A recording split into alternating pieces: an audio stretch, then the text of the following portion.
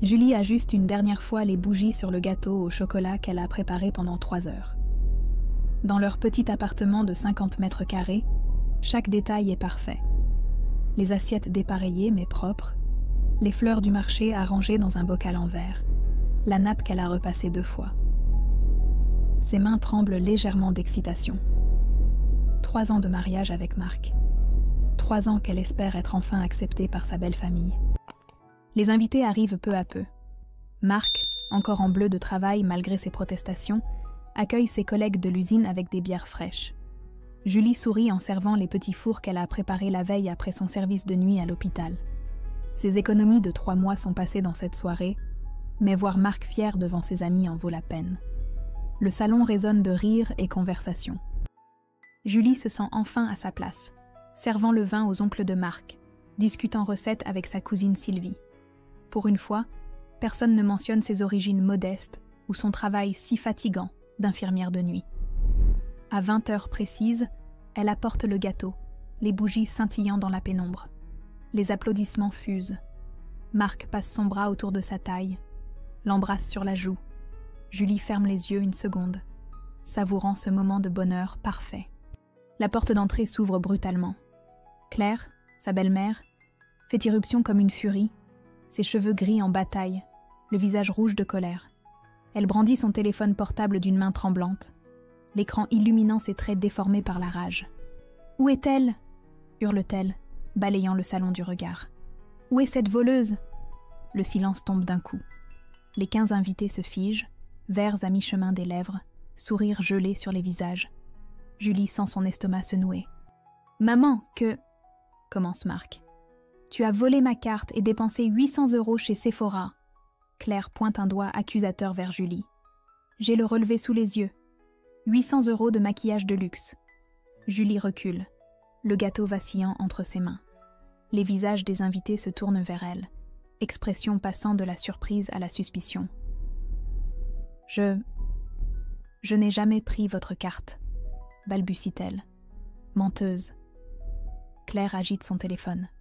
« Regarde, Sephora Champs-Élysées, hier à 15 h, pendant que tu prétendais dormir après ton service. » Marc se raidit. Julie voit ses mâchoires se crisper, ses poings se serrer. La honte colore ses joues devant ses collègues médusés. « Rends-la immédiatement, » dit-il d'une voix glaciale qu'elle ne lui connaît pas. « Sinon notre mariage est terminé. » Les mots la frappent comme une gifle. Julie manque de lâcher le gâteau, les larmes lui montant aux yeux. « Je n'ai pris aucune carte, » répète-t-elle, sa voix se brisant. « Alors explique-moi ça. » Claire tend son téléphone vers les invités. 800 €. Vous voyez le genre de femme qu'il a épousée ? L'humiliation submerge Julie. Autour d'elle, les murmures commencent.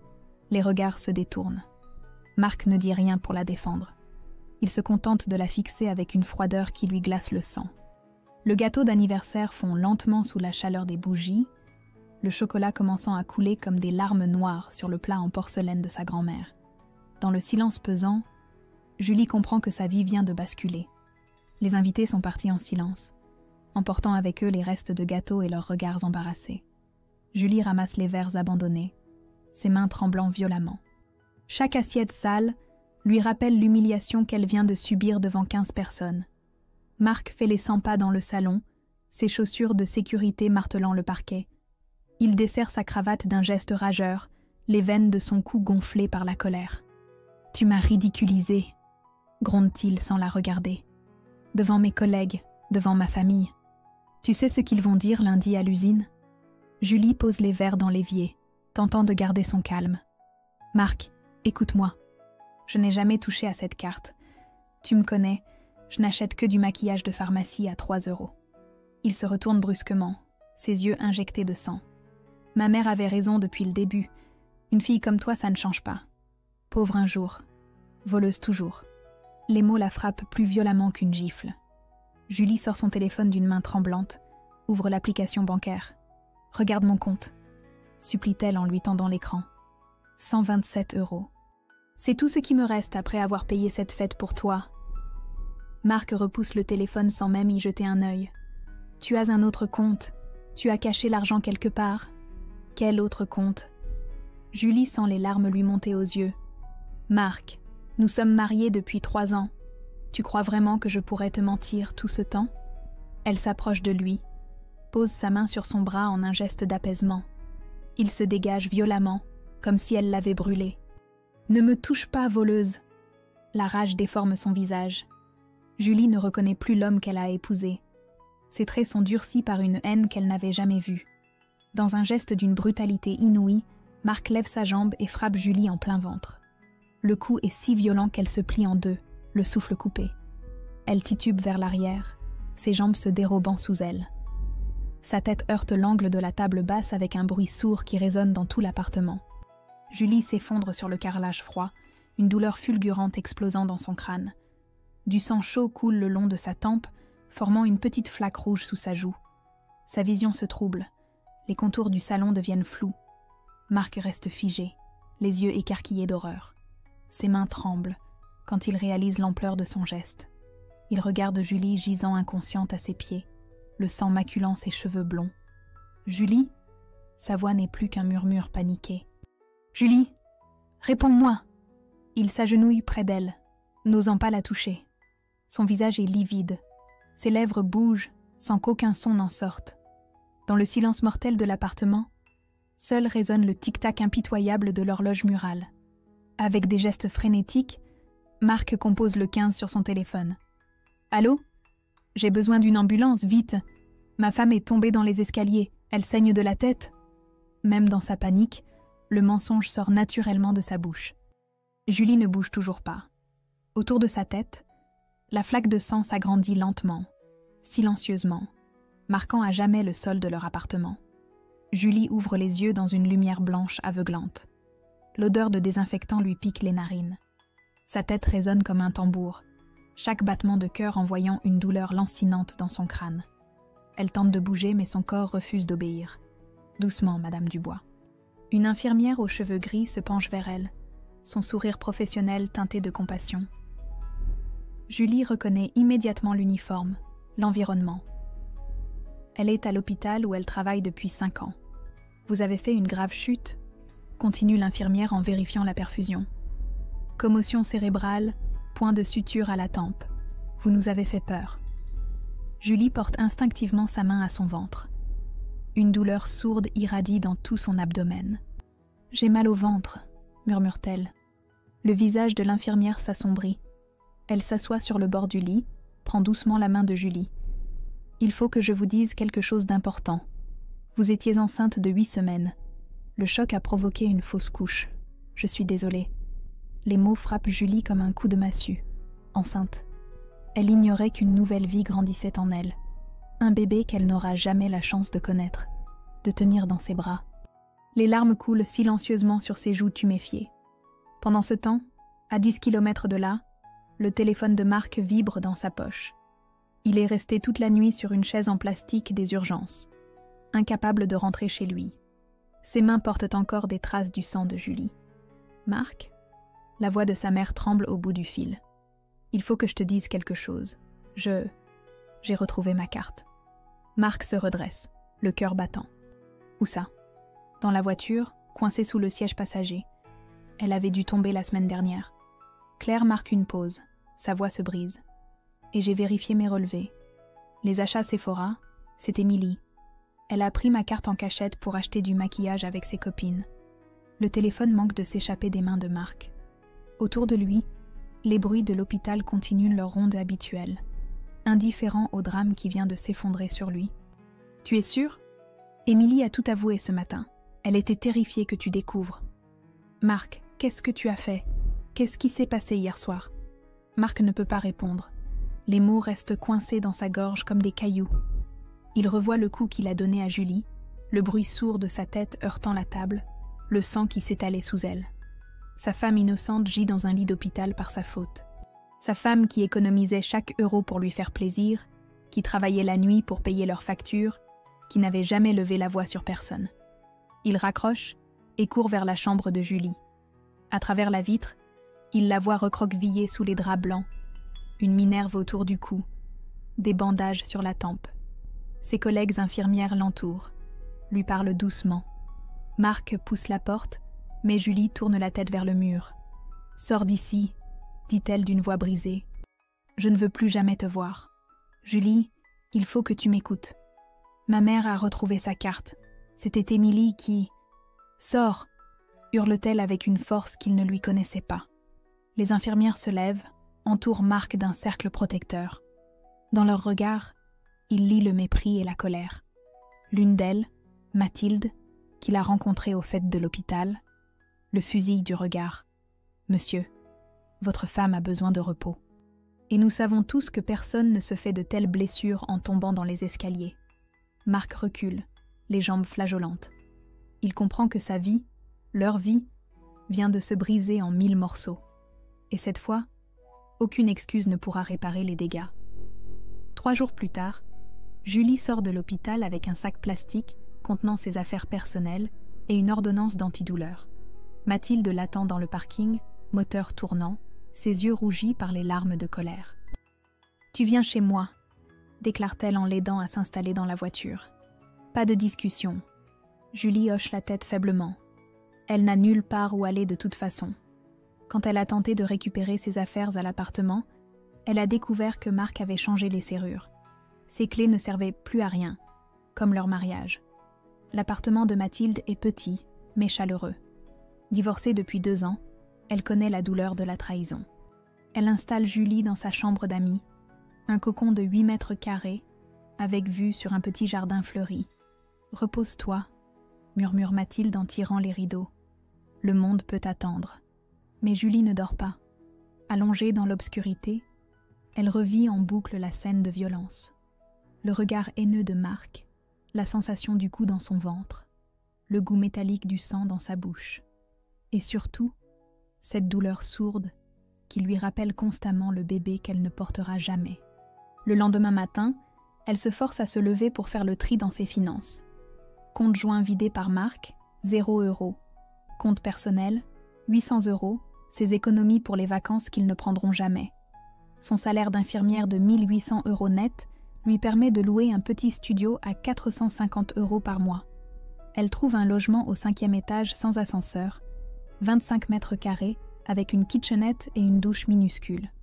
Les murs sont jaunis par la nicotine du précédent locataire, mais c'est chez elle.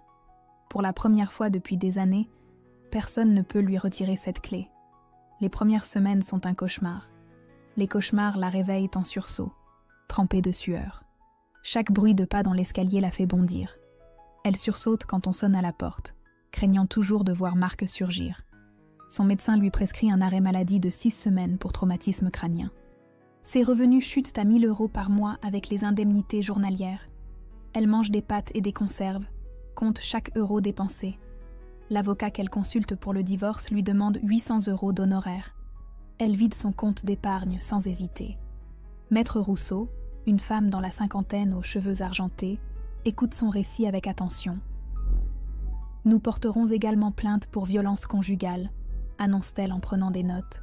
« Avec le certificat médical et les témoignages de vos collègues, nous avons un dossier solide. » Julie acquiesce, mais une partie d'elle reste terrorisée à l'idée d'affronter Marc devant un tribunal. Dr Laurent, la psychologue de l'hôpital, la reçoit gratuitement 1 fois par semaine dans son bureau aux murs tapissés de diplômes.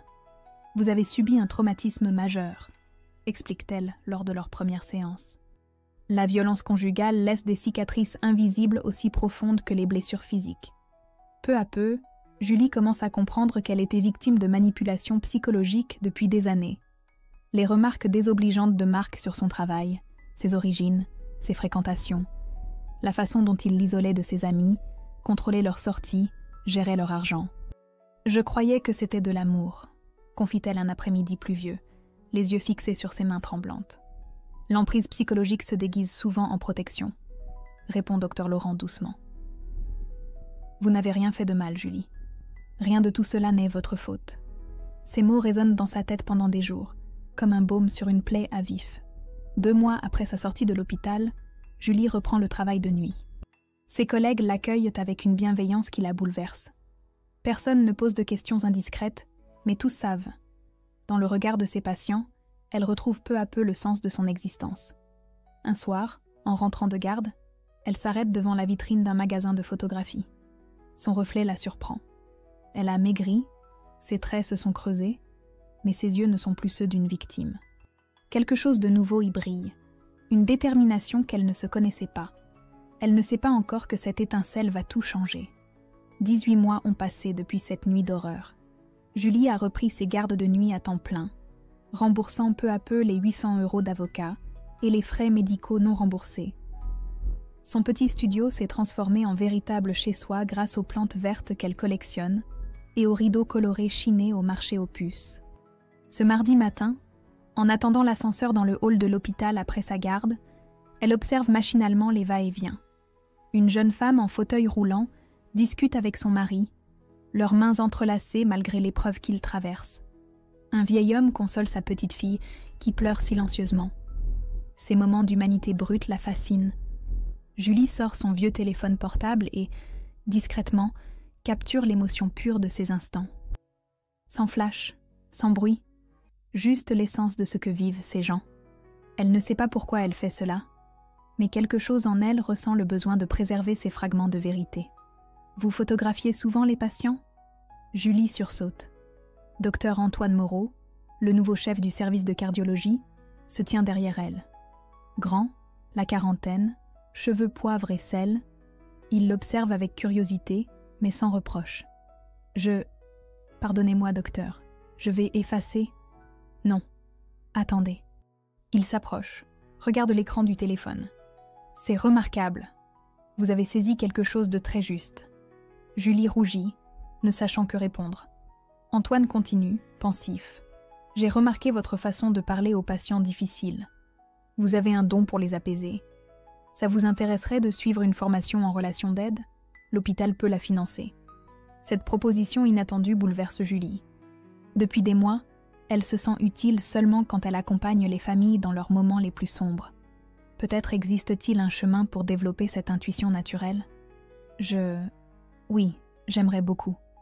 Parfait. Je m'occupe du dossier. Vous commencez lundi prochain, 2 matinées par semaine. Les semaines suivantes passent dans un tourbillon d'apprentissage. Julie découvre les techniques d'écoute active, l'accompagnement des deuils, la gestion des traumatismes. Pour la première fois depuis longtemps, elle se sent grandir intellectuellement. Ses photographies de téléphone se multiplient aussi. Elle immortalise les sourires retrouvés après les opérations, les larmes de soulagement, les mains qui se serrent. Docteur Moreau passe parfois la voir pendant ses pauses, regardant ses dernières prises avec un intérêt croissant. Vous devriez exposer ces photos dans le hall d'accueil, suggère-t-il un matin de printemps. Les familles ont besoin de voir l'espoir. Mais la reconstruction de Julie connaît ses obstacles. Marc réapparaît sporadiquement dans sa vie comme une ombre menaçante. D'abord les appels anonymes qui raccrochent quand elle décroche, puis les passages devant son immeuble, sa silhouette familière rôdant près des poubelles. Un matin, elle découvre ses pneus de vélo crevés. Il devient dangereux, s'inquiète Mathilde devant un café. Tu devrais porter plainte pour harcèlement. Julie serre sa tasse entre ses mains. Elle sait que Marc traverse une période difficile. Ses anciens collègues de l'usine racontent qu'il a perdu son travail à cause de problèmes d'alcool, qu'il vit maintenant chez sa mère Claire, cette femme qui a déclenché le drame par son accusation injuste. « Je ne veux plus avoir affaire à lui », murmure Julie. « J'ai enfin retrouvé la paix. » Mais Marc ne l'entend pas de cette oreille. Un soir de juin, en rentrant de sa formation, Julie découvre une lettre glissée sous sa porte. L'écriture tremblante qu'elle connaît si bien. « Julie, je sais que tu ne veux plus me voir, mais il faut qu'on parle. J'ai changé. Ma mère est malade de culpabilité. Émilie fait des cauchemars à cause de moi. Tout est de ma faute, je le sais. Donne-moi juste une chance de m'expliquer. Je t'aime encore. » Julie froisse la lettre et la jette à la poubelle. Mais ses mains tremblent, en tournant les 2 verrous de sa porte. Cette nuit-là, elle dort mal, les vieux cauchemars remontant à la surface. Le lendemain, Docteur Moreau remarque ses cernes et son air absent. « Tout va bien, Julie ?» Elle hésite, puis décide de lui faire confiance. « Mon ex-mari me harcèle. J'ai peur qu'il devienne plus agressif. » Le visage d'Antoine se durcit. Dans ses yeux bruns, une détermination protectrice qu'elle n'avait jamais vue chez un homme. « Vous n'êtes plus seule maintenant, » dit-il simplement. Ces mots résonnent dans le cœur de Julie comme une promesse d'avenir. Pour la première fois depuis 18 mois, elle ose croire qu'elle pourrait un jour faire de nouveau confiance à quelqu'un. Les mois d'été passent dans une douce routine réparatrice. Julie termine sa formation en relation d'aide avec les félicitations du jury. Antoine assiste à la petite cérémonie, applaudissant discrètement depuis le fond de la salle. Sa présence silencieuse mais constante devient un pilier dans la vie fragile de Julie. Leurs échanges commencent par des discussions professionnelles autour d'un café à la machine. Antoine lui parle de ses patients les plus difficiles, demande son avis sur les cas complexes. Julie découvre qu'il est veuf depuis 3 ans, père d'une fillette de 8 ans nommée Emma, qu'il élève seule. « Ma femme est morte d'un cancer du poumon », confie-t-il un matin d'août, regardant par la fenêtre du service. Emma était si petite qu'elle ne comprend toujours pas vraiment pourquoi maman ne reviendra jamais. Julie sent son cœur se serrer. Cet homme porte sa propre douleur avec une dignité qui la touche profondément. C'est difficile d'expliquer la mort à un enfant, murmure-t-elle. Vous avez de l'expérience avec les enfants ? Julie secoue la tête, pensant au bébé qu'elle a perdu sans même le connaître. Non, mais j'aimerais apprendre. Cette phrase simple marque le début d'une transformation. Antoine commence à l'inviter pour des cafés après leur garde, puis pour des déjeuners dans le petit bistrot près de l'hôpital. Leur conversation s'étoffe, passe du professionnel au personnel.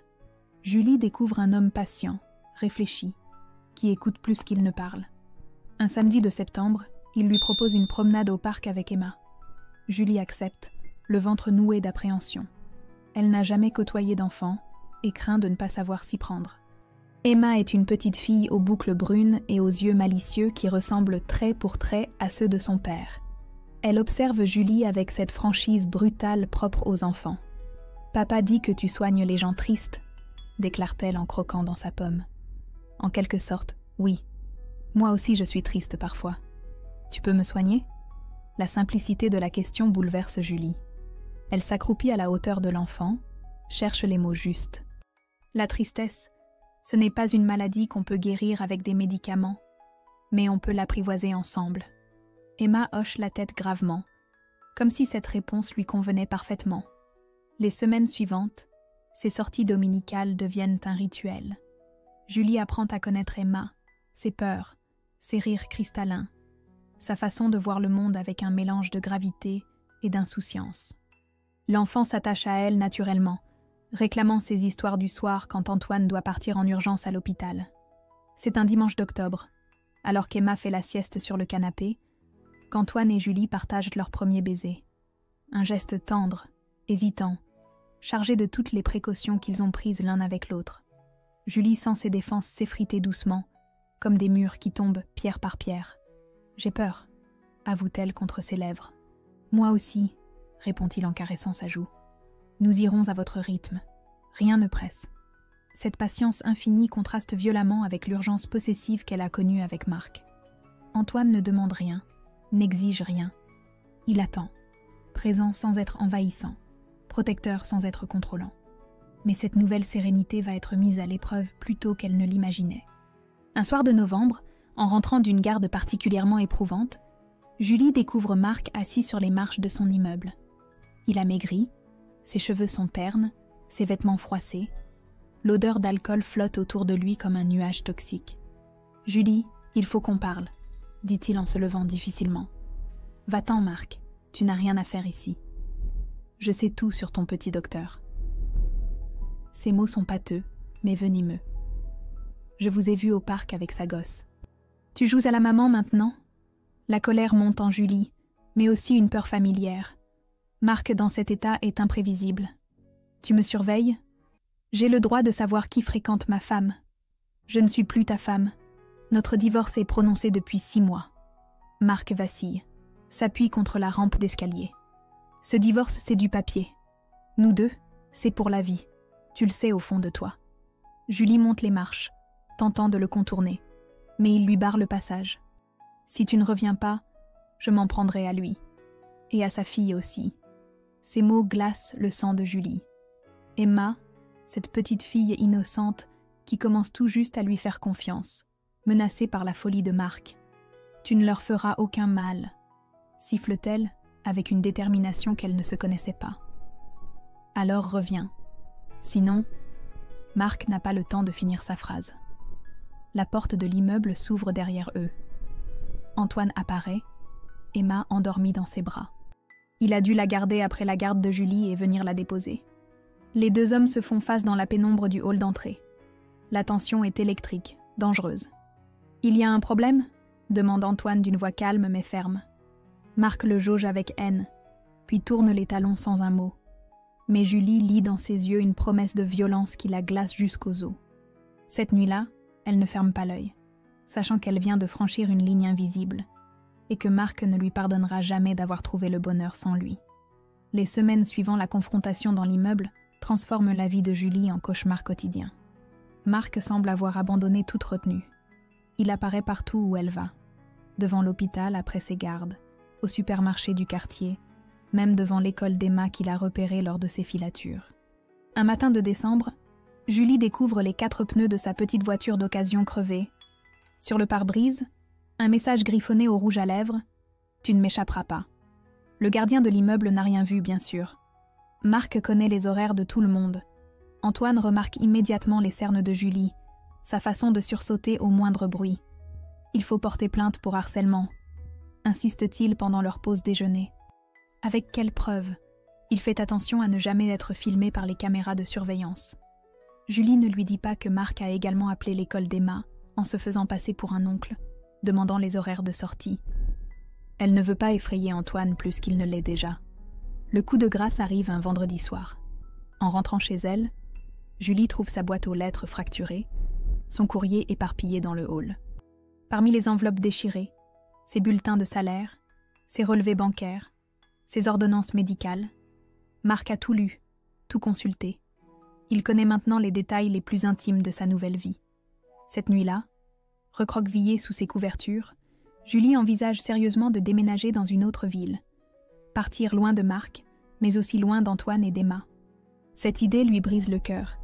Mais comment protéger ces deux êtres qu'elle commence à aimer? Le lundi matin, alors qu'elle arrive à l'hôpital épuisée par une nuit blanche, une jeune femme l'attend dans le hall. Julie la reconnaît immédiatement malgré les années écoulées. Émilie, maintenant âgée de 19 ans, les cheveux longs et les traits tirés par l'angoisse. « Il faut qu'on parle », dit-elle sans préambule. Elle s'installe dans un petit café près de l'hôpital.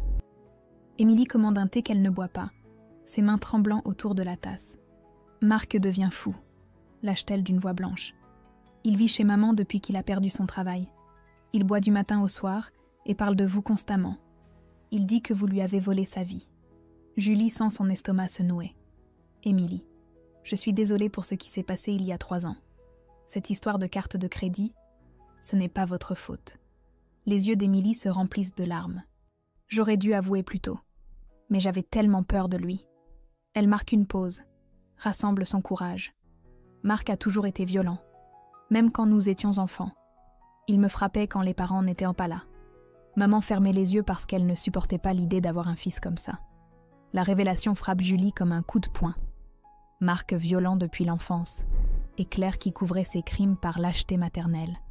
L'année dernière, il m'a cassé 2 côtes parce que j'avais refusé de lui donner de l'argent pour l'alcool, continue Émilie, en retroussant sa manche pour montrer des cicatrices blanchâtres.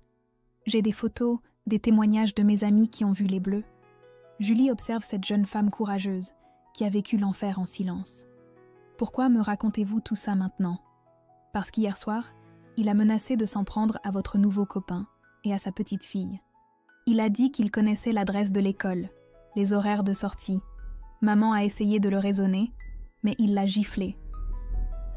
Émilie fouille dans son sac, en sort une enveloppe Kraft. Voici toutes les preuves de sa violence. Photos, certificats médicaux que j'ai cachés, témoignages écrits. Je veux témoigner contre lui pour vous protéger, vous et cette famille innocente. Julie prend l'enveloppe d'une main tremblante. Elle contient des années de souffrance silencieuse, mais aussi l'arme qui peut enfin arrêter Marc. Votre mère acceptera de témoigner aussi?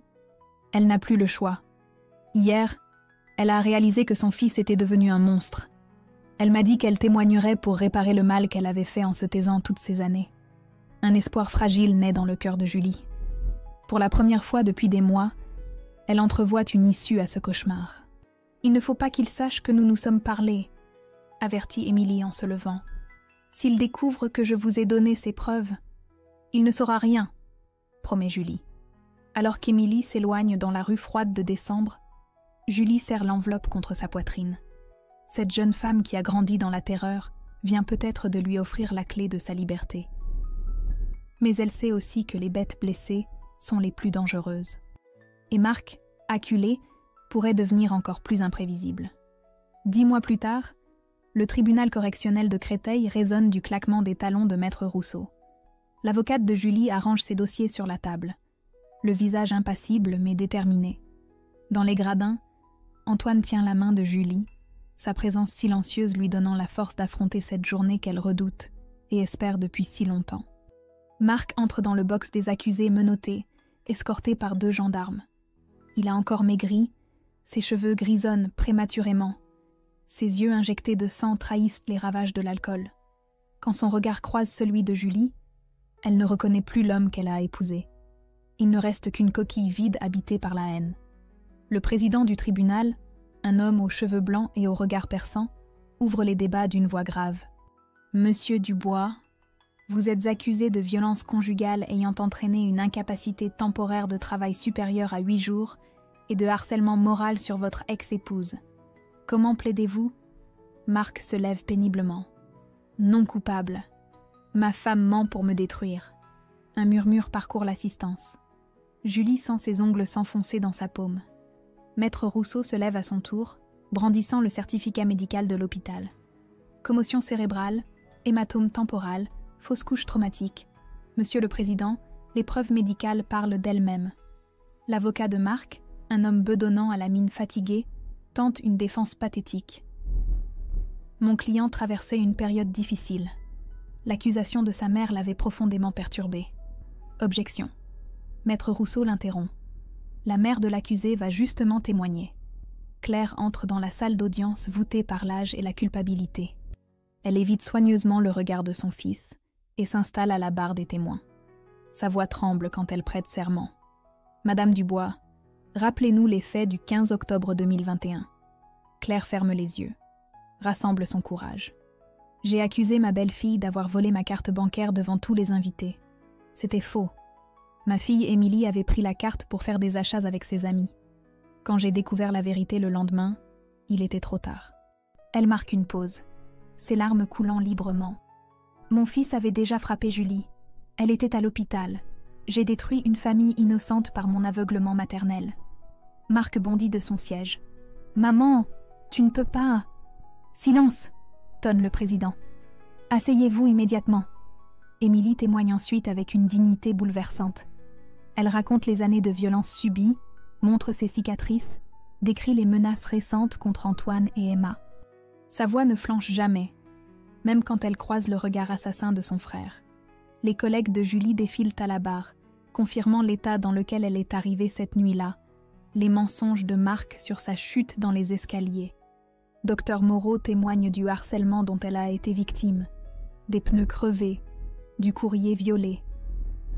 Quand vient le tour de Julie, elle se lève sur des jambes flageolantes. Face au micro, elle retrouve sa voix d'infirmière, posée et précise. Marc m'a frappée parce qu'il refusait d'entendre la vérité. Il a tué notre enfant à naître par sa violence. Puis il a menti au secours pour sauver sa peau. Elle se tourne vers lui, le regarde droit dans les yeux. Pendant 3 ans, j'ai cru que c'était de l'amour. Aujourd'hui, je sais que c'était de la prison. Marc s'effondre alors complètement. Il pleure, bégaie des excuses incohérentes, accuse l'alcool, sa mère, la société entière. Le masque tombe définitivement, révélant un homme brisé par ses propres démons. Le procureur requiert 2 ans de prison ferme. L'avocat de la défense plaide la clémence pour un homme malade qui regrette sincèrement. Après 2 heures de délibéré, le tribunal rend son verdict. Marc Dubois, vous êtes reconnu coupable de tous les chefs d'accusation. Cette cour vous condamne à 18 mois d'emprisonnement avec sursis, 3 ans d'interdiction d'approcher la partie civile dans un rayon de 100 mètres et obligation de soins psychiatriques pendant 2 ans. Julie ferme les yeux, laisse la sentence résonner dans sa tête. Ce n'est pas la prison ferme qu'elle espérait, mais c'est la liberté. Marc ne pourra plus l'approcher légalement pendant 3 ans. À la sortie du tribunal, Claire l'attend sur les marches, vieillie de 10 ans en quelques mois. « Julie, Je sais que mes excuses ne répareront jamais ce que j'ai fait. Mais sachez que je passerai le reste de ma vie à m'en vouloir. » Julie la regarde longuement. Cette femme qui a déclenché sa tragédie par orgueil et aveuglement maternel. Prenez soin d'Émilie maintenant. Elle mérite mieux que ce qu'elle a vécu. Claire hoche la tête, s'éloigne dans la foule parisienne. Antoine passe son bras autour des épaules de Julie. Pour la première fois depuis 4 ans, elle respire librement. La justice n'effacera jamais ses cicatrices, mais elle peut enfin tourner la page et construire l'avenir qu'elle mérite. 4 ans après le procès, la mairie du 14e arrondissement baigne dans une lumière dorée de fin d'après-midi. Julie ajuste sa robe crème simple mais élégante. Ses mains ne tremblent plus. Face au maire qui ouvre le registre, elle regarde Antoine dans son costume bleu marine, Emma à leur côté dans sa robe à pois qui gigote d'excitation. « Emma, tu veux porter les alliances ?» demande Antoine à sa fille. La fillette, maintenant âgée de 12 ans, rayonne de fierté. Elle tend les anneaux dorés avec la solennité d'une adulte, puis chuchote à Julie. « Maintenant tu es vraiment ma deuxième maman. » Julie sent ses yeux se voiler. Cet enfant lui a appris que l'amour peut naître sans violence, grandir dans la tendresse, s'épanouir dans la confiance mutuelle. Mathilde applaudit depuis le premier rang, accompagnée des collègues de l'hôpital et d'Émilie, devenue une jeune avocate spécialisée dans la défense des femmes. La cérémonie est intime, exactement comme Julie l'a souhaité. Plus jamais de grande fête où elle pourrait se sentir vulnérable. « Je vous déclare unis par les liens du mariage », proclame le maire. Antoine l'embrasse doucement, un baiser chargé de toutes les précautions qu'ils ont prises ensemble, de tous les silences respectés, de toute la patience qu'il a eue pour l'aider à guérir. En sortant de la mairie, Julie pose instinctivement sa main sur son ventre arrondi de 5 mois. Ce bébé qu'elle porte grandit dans l'amour et la sérénité, effaçant peu à peu la douleur de celui qu'elle a perdu dans la violence. « Comment tu te sens ?» demande Antoine en l'aidant à monter dans leur voiture. « Libre », répond-elle simplement. Leur nouvelle maison à Vincennes les attend, un pavillon avec jardin qu'ils ont acheté ensemble. Julie a créé son bureau dans l'ancienne chambre d'amis, où elle reçoit 3 femmes par semaine pour des séances d'accompagnement psychologique. Son diplôme de relation d'aide affiché au mur témoigne du chemin parcouru. Son travail à mi-temps à l'hôpital lui suffit désormais. Elle n'a plus besoin de prouver qu'elle peut survivre seule. Elle a choisi de construire avec Antoine et Emma, sans renoncer à son indépendance durement reconquise. Le soir de leur mariage, alors qu'Emma dort dans sa nouvelle chambre décorée de ses dessins, Julie et Antoine regardent les photos que Mathilde a prises. Sur chaque cliché, Julie sourit naturellement, sans cette crispation qu'elle avait pendant des années. « Tu as des nouvelles de Marc ?» demande Antoine avec précaution. Julie secoue la tête. Depuis sa condamnation, Marc vit dans une autre région, suit sa thérapie obligatoire et ne la contacte plus. Selon Émilie, il travaille comme bénévole dans un centre d'aide aux hommes violents, tentant peut-être de racheter ses fautes en aidant d'autres à ne pas commettre les siennes. « Je ne lui souhaite ni mal ni bien », murmure Julie. Il fait partie du passé. Claire lui envoie une carte de félicitations pour son mariage, signée simplement « Bonne maman Claire pour le futur bébé ». Un geste de réconciliation à distance, sans effusion ni faux semblant. Elle s'occupe maintenant d'Émilie et assume enfin ses responsabilités de mère. 1 an plus tard, par un matin de printemps ensoleillé, Julie berce son fils Louis dans le jardin fleuri. Antoine taille les rosiers, pendant qu'Emma fait ses devoirs sur la table de fer forgé. Cette scène de bonheur tranquille aurait semblé impossible il y a 8 ans.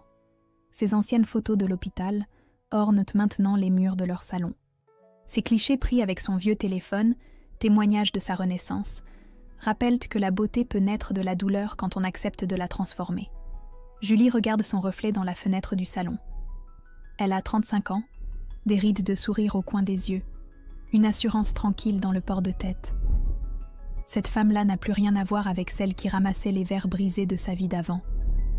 Le bébé s'endort dans ses bras. Julie ferme les yeux, respire le parfum des lilas, écoute les rires d'Emma et le sifflement d'Antoine. Elle a appris que le bonheur ne se crie pas, ne s'exhibe pas. Il se vit dans ces moments simples où le cœur bat enfin au rythme de la paix. Sa histoire n'est pas un conte de fées avec un prince charmant. C'est l'histoire d'une femme qui a su transformer sa colère en sagesse, sa peur en force, et qui prouve chaque jour qu'après l'enfer, il est possible de reconstruire un paradis à sa mesure.